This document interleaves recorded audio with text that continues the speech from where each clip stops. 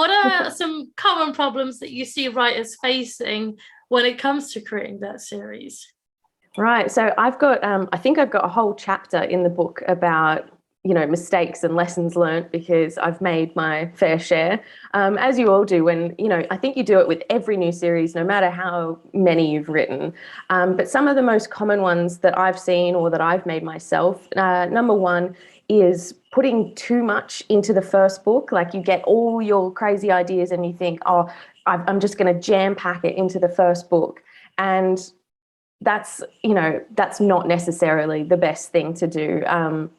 You might end up with a much thicker first book. You might end up with a book that the pacing is, too intense.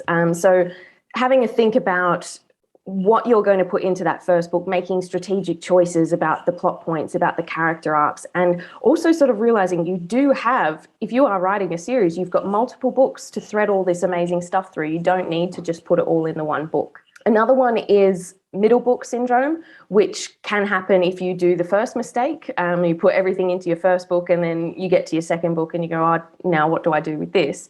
And the middle book syndrome is often when, a second or third book in a series, somewhere in the middle, it doesn't have its own complete arc. And so it sort of falls flat. And that's a mistake I've made myself with my first series when, I think it was my second book in my first series. One of my beta readers came to me and said, "This has definitely got middle book syndrome. We need to, complete the arc. We need to make it still have that 3-act structure that you had in the first book, and that you want to continue." So that's definitely another one. And I suppose one other one I would say is just getting overwhelmed and feeling defeated by the prospects, because it's such a huge task to create a series.